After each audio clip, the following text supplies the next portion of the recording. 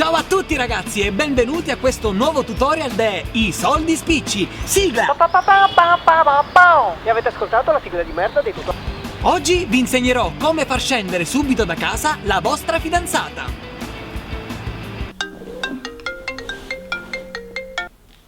Pronto, amore? Amore, io sono qui sotto puntuale, scendi? Sì, 5 minuti e scendo. Veloce! Sono pronta!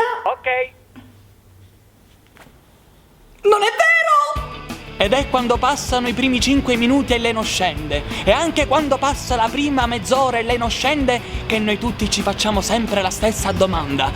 Ma esattamente, che cazzo sta facendo? Amore mio, sto scendendo, sto prendendo le chiavi.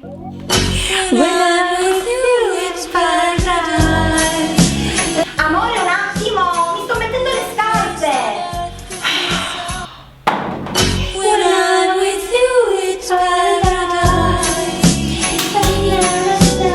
Amore, basta chiamarmi, mi sto mettendo il giubbotto.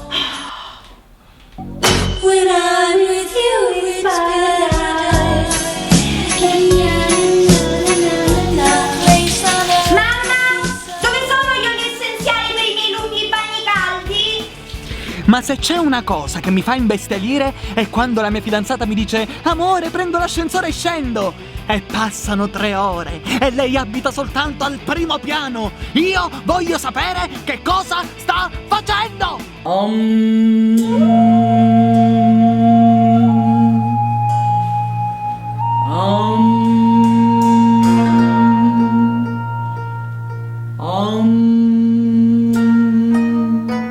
Ok, state calmi. Capisco che dopo un'ora e mezza di attesa ci state rinunciando, ma è qui che adesso inizia il nostro tutorial. Per fare scendere la vostra fidanzata dovete usare il classico metodo del placcaggio all'arrembaggio, se ne avete il coraggio. Venite con me.